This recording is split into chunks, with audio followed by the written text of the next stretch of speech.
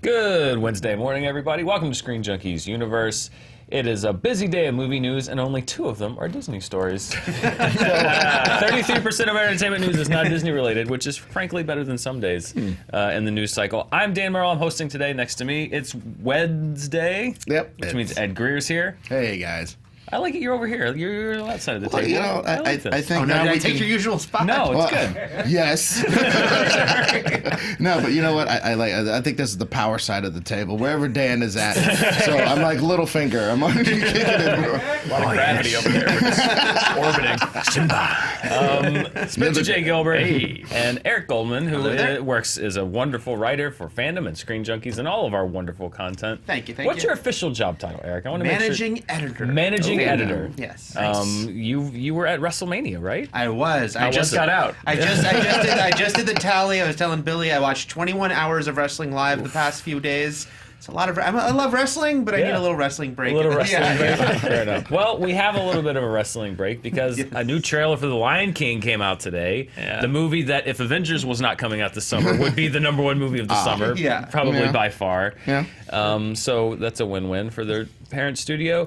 It feels like we've seen like five trailers for this, but I guess this was technically billed as the first full trailer for The Lion King, directed by Jon Favreau, who brought this technology to The Jungle Book to great success a few years ago. What'd you guys? Let's get right down to it. What'd you guys think? The Lion King. It's back. Well, to be known as like in POG form. To be known as like the Beastmaster of film. That's just hilarious. That's Favreau's new jam. Yeah, I'm the Beastmaster. He's the Beastmaster. Yeah, you know, what he took technology-wise to Jungle Book is amazing, but I think that, I don't know, the shine of that has kind of rubbed off. What I'm excited is that he brought like a real storytelling eye to the Jungle Book and turned this kind of mishmash of animal vignettes into a real great cohesive story.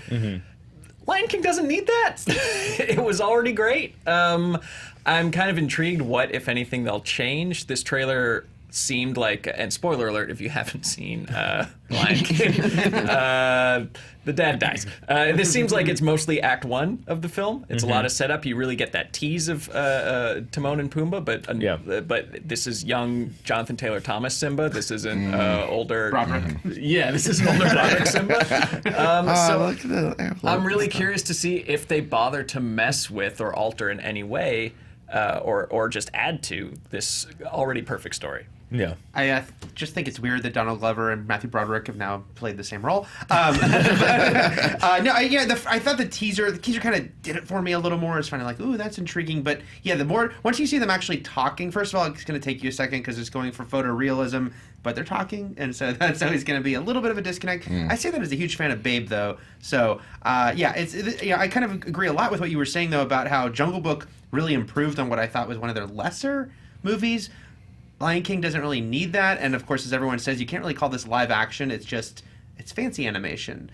It's one of those I don't know if we need it, but I still think it'll be very well done, especially because Jungle Book was so well done. I think I'm kind of a fan of the fancimation, as you basically just coined there. I think I'm pretty much fan of that. There is an uncanny, there's an uncanny valley and an uncanny grass veld, and there's a little bit of that. A place where the light doesn't touch. Yeah. Do not go to the uncanny valley. Right. So there's a little bit of that, but like I personally, you said adding to a perfect story. I'll be that guy. Even as a kid, I'd already like internalized all that hero's journey jazz and screenplay structure. And I'd seen so many movies where the hero gets beat down and then they come back and they get whooped some more. And it's like, oh no, they're not going to win. Simba straight shows up in Scar's crib and starts whooping ass right off the bat. There's no preamble. There's no montage of him training in the woods, scratching posts. There's none of that tells you that he can go back in the king's house, even if the king is weak, and start whooping ass on him and all his bodyguards. To me, if they make that more dramatic, and little kids get to see that play out. Training montage. No, not a training montage, but him actually earning some stripes in the damn jungle instead of being, I like to sing songs. Oh, and I want my kingdom back, baby. Moonwalk. No, learn how to do something in the jungle. Have your jungle adventures be more than a couple of song vignettes. You want to talk about shortcuts and storytelling. A bunch of songs does not make a growing up make. So if you're going to make me watch this fancimation for about an hour and 50 minutes, give me a story and let him earn it when he takes the kingdom back from Scar. Could the band Survivor rewrite Eye of the Tiger to be Eye of the Lion? And we now have a training montage for the Lion King. That's the real question. And done. Yeah. I endorse it. This looks stunning. The look of it is incredible. I mean, my opinion on this hasn't changed since they announced it, which is you have a perfectly fine movie, but I'm at the point of like, in my head, this is like going to see it on Broadway.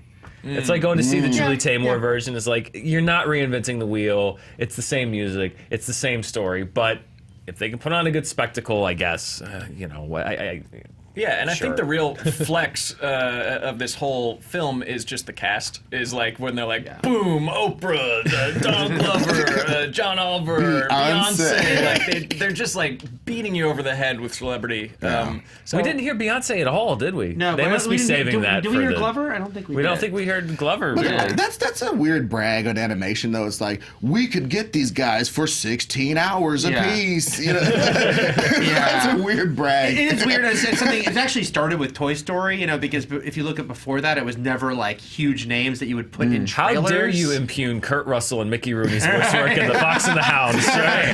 That is an all-star cast, The if ever trailers I were heard not one. putting their names, and then DreamWorks really went for that. So it is a weird thing because a lot of times those movies don't need that, and plus the audience for the little kids aren't going to be like yes about some of these actors. But I think it'll be good. I also think it won't be. Everyone's like, oh, it looks shot for shot remake. I don't think it will be because if you look at all their other live action movies, whether you like them or not, they're never shot for shot, and they always have some variations, and they always have, but they're going to have the iconic images. Of course, they're going to show them aging and some of those things you kind of have to, and then there'll be some little diversions, kind of like Beauty and the Beast, where it's like, oh, we're going to add to this subplot, we're going to flesh this out a little more. I want to go find the 6-year-old that's excited for Chiwetel Ejiofor's Scar, and then I want to adopt that child. More people should have gone to see Serenity. That was me. Right. So, I mean, excited. We're all gonna see it. Right? Everyone's gonna see it. Everyone's Yeah. gonna see it. Everyone in the world is gonna see it. Yeah. I'll kill 90 minutes to 2 hours watching The Lion King again. Of course. I think it's going to make a lot of, you want to go see this? Yeah, nobody's looking. There's a few guys. Imagine this. What if Mufasa lives this time? I would love to see it take a completely That divergent would path.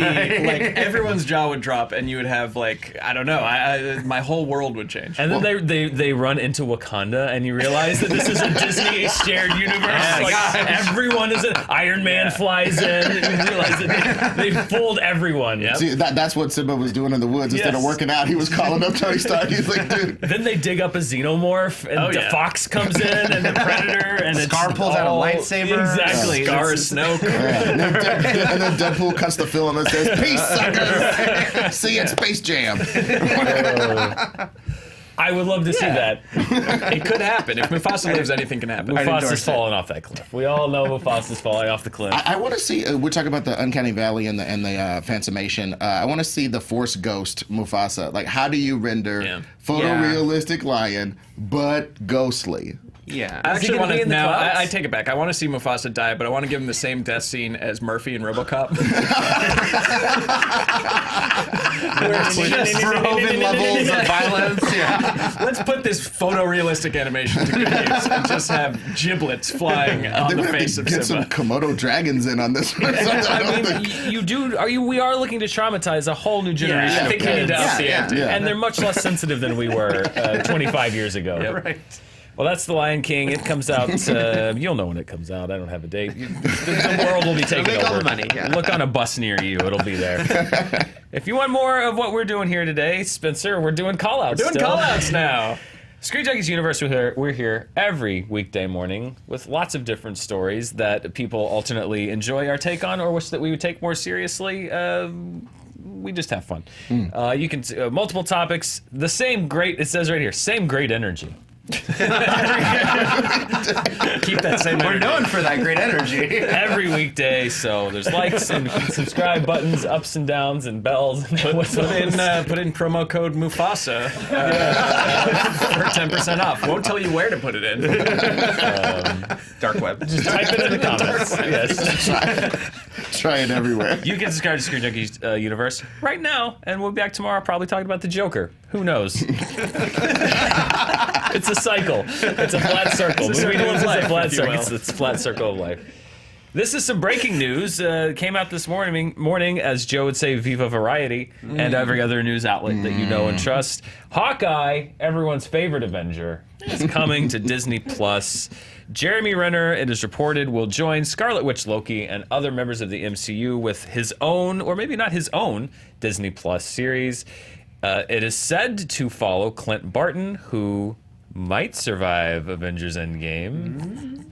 But apparently will survive Avengers Endgame. Passing the torch of Hawkeye to Kate Bishop, who is a character that people saw this frame from the trailer, and people were like, is that Kate Bishop? I think it's his daughter, but some people are thinking it could be Kate Bishop. They could make them one and the same. You know, the movies have license to do stuff like that. That's true. Either way, it's reportedly about Hawkeye passing the torch to Kate Bishop. Marvel, Disney, and Renner's agents have declined to comment on the report, so who knows?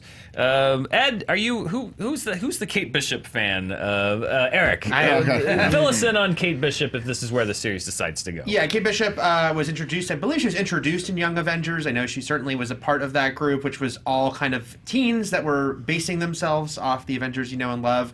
But then really came into her own in the Hawkeye comic book that starred Clint Barton and her by Matt Fraction. It was a great book. Took a very street level approach, very, very minimal on the superhero costumes, and it was just kind of Hawkeye living in an apartment. Yeah, I read Kate. that run. It's great. It's like it is like a Netflix street level series, but with a lot less glowering. Like it's fun. There's that issue that's all from the dog's perspective. Yep. That would be great. I would love that. And I mean, for that reason, people would once in a while even ask, Renner, like, oh, maybe there could be a Netflix show with Hawkeye, and especially based on that series.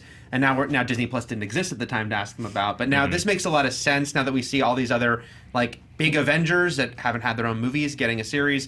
It really makes sense that they would do this. And Kate Bishop is a popular character in her own right. So if it's a team up series, I think that could be a lot of fun. I mean, it's reported to be 6 to 8 episodes with a budget, not surprisingly, larger than a normal TV show. Sure. So it sounds essentially like what in a different world the Hawkeye spinoff movie could have been. Right. It's just they now have an additional outlet. I mean, I think this is obviously anything Disney would do with these characters would likely be able to make money as long as the budget didn't get out of control. Like a $350 million Hawkeye movie would bomb.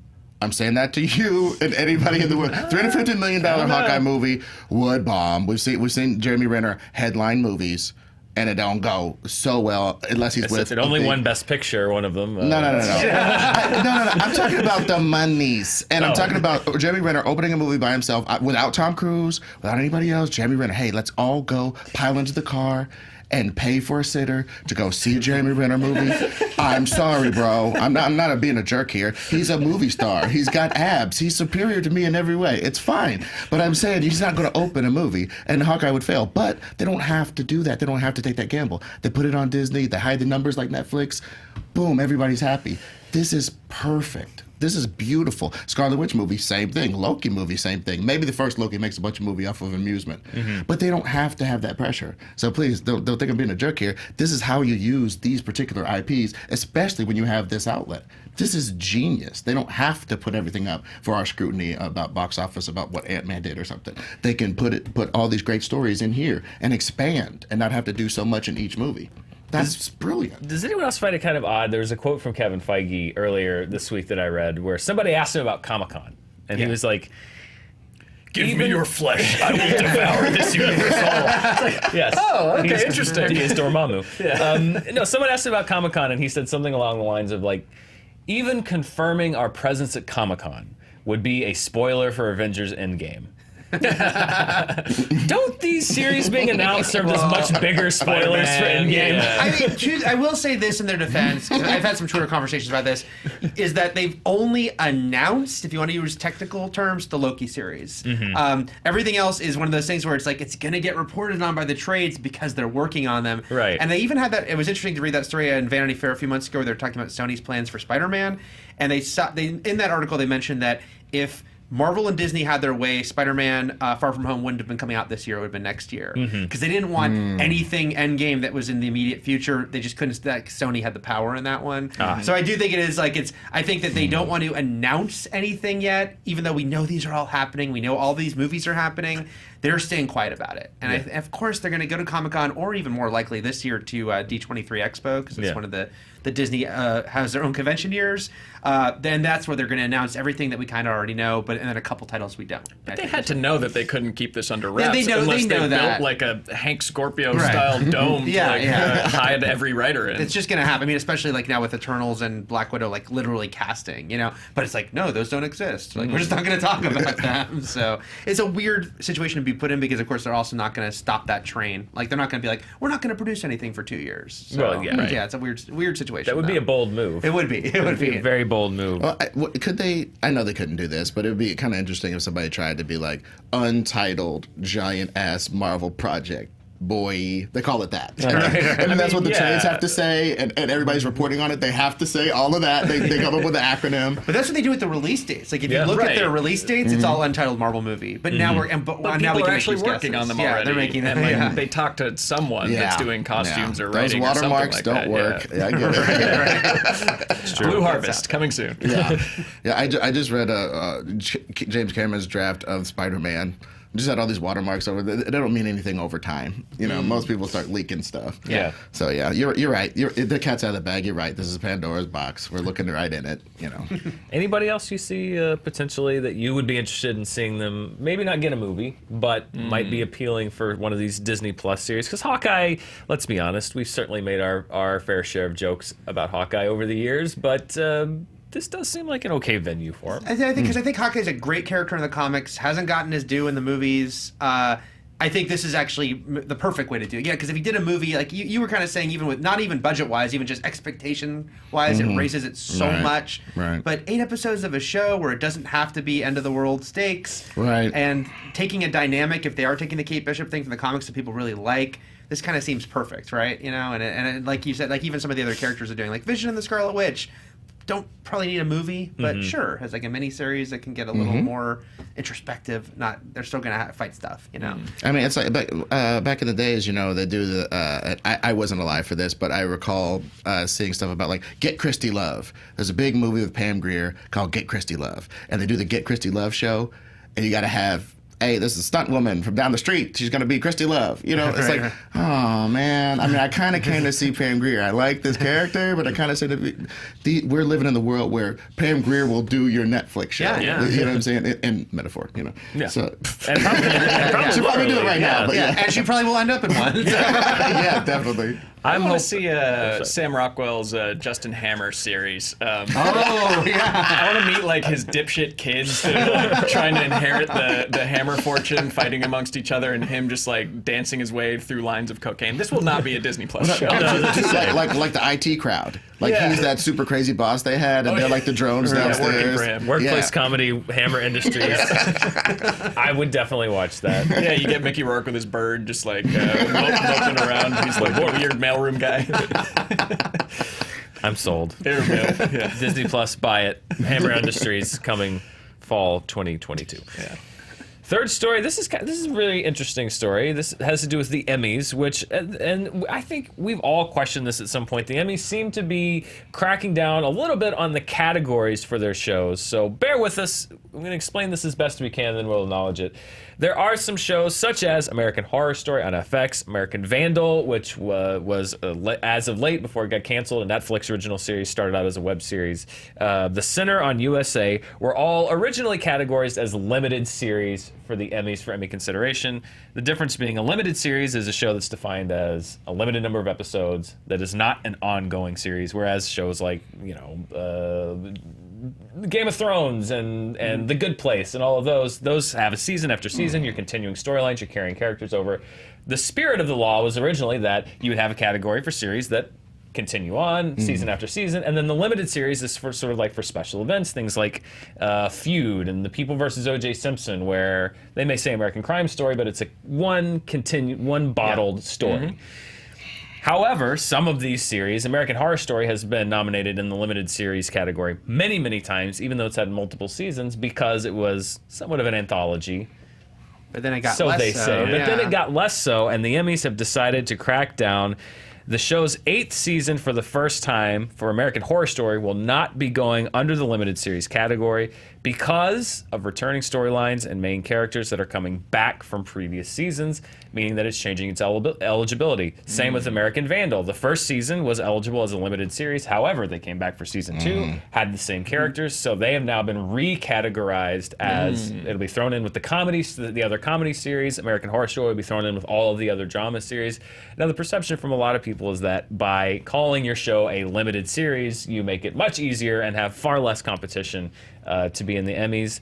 But there are still shows that are able to kind of skirt by this. One of those is True Detective. True Detective Season 3 aired this year. It will still be eligible as a limited series so far because it does not return characters or storylines from previous seasons. That's some nods, you know. Yeah. There's That's a the picture question, of McConaughey and Harrelson. And True Detective was really one of the first shows that got ahead of this curve by saying like, oh, well, no, we're not a series. This is a limited series. And then greenlit season 2, which it sort of got this whole ball rolling. So the line has always been a little blurry, but Yeah. it seems like the Emmys are becoming less and less forgiving and saying like, no, if you want to continue storylines and characters, you're going to have to play with everybody else who does it.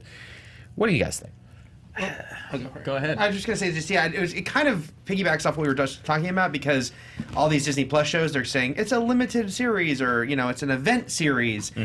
And at the same time, they could do another season, Yeah, And unless it works, in which case unless it's a it regular works. series. And in this era, because we have a lot of big stars you would never see do TV in the past, and now they're doing it. Like, look at the cast of Big Little Lies.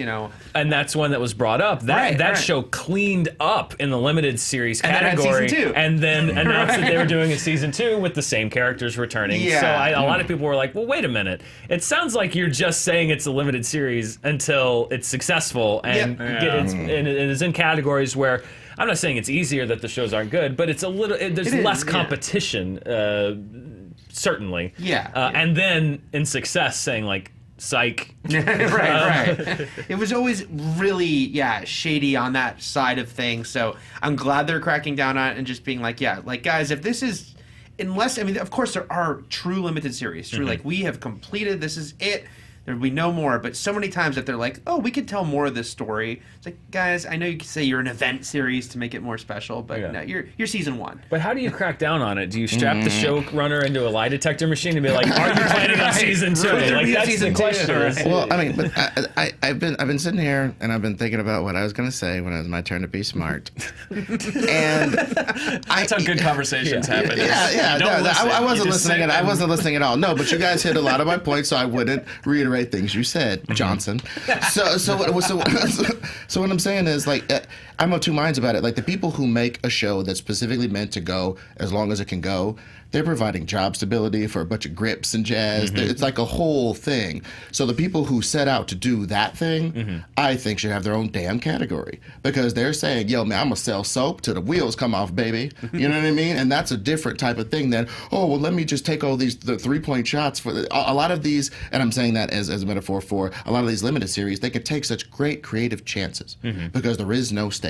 You can kill, whatever character, and I just think those should have their own category as well, and they should be hardline. You know what I mean? And things like Feud or some of the Ryan Murphy things that aren't American Horror Story, that's obviously a limited series. There's only so much you can do about Joan Crawford. Yeah, I think what they're doing is actually the right thing because I see both sides. Because on one hand, these limited series, they're usually based on a book or like a piece of pre-existing material, whether it's a trial, whether it's like a book, a podcast, or whatever. So that's how they get the stars to sign on. Is it's not a huge commitment to do 6 to 8 episodes of something.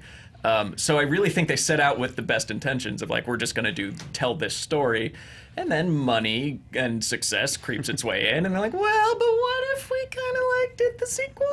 Yeah. But then you get to this territory where you're like doing the story about how OJ went to get all his sportsmobile in that hotel room. It's like, You did watch. this story ended a while ago, bro. So stop it. Oh, it kept going. I watched the 8-hour OJ documentary. And then he goes to prison for stealing cable. It's like, oh wow, this is scintillating television.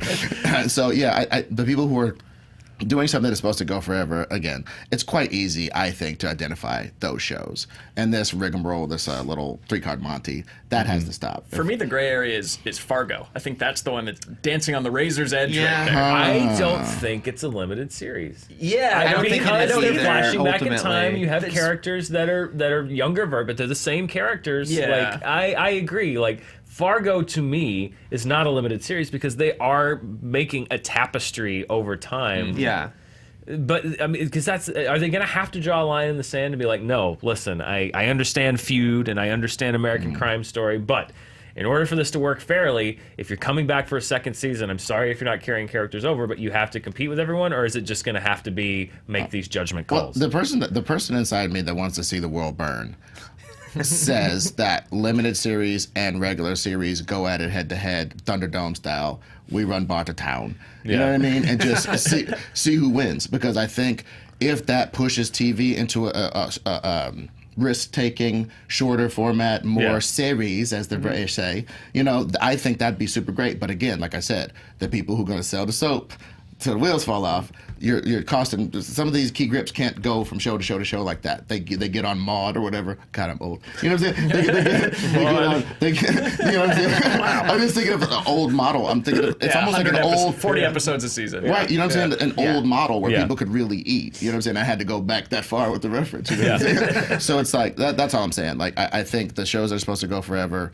I'm of two minds. Like, I want them to fight it out with those limited series, but at the same time, can the grip eat? I feel like some shows they'll get away with it for one season, but like you said, once you do season 2, it's got to be, this is not limited series. I mean, American Vandal is a good example too, right? Because while it was moving to a new school and like about a different crime, it's the two guys are still continuing on. It is clearly the second season, And so yes, I guess season 1 might have been eligible, but now it shouldn't be. Like it's like no, I think they can make those calls. Seeing anyone tries to get away with it with a season 2, we're not letting like that shows happen. like Get Shorty. A lot of people don't have epics. I got that young 14-day trial and just blazed through all the episodes, and that's fantastic. That's fantastic television, and I don't know what I would call it because eventually he's going to get either achieve his Hollywood dream or Get not. Shorty or not. Yeah, exactly. Eventually, that part of the story is going to happen from Elmore Leonard's original source material, even though they've strayed far afield, which is great, but.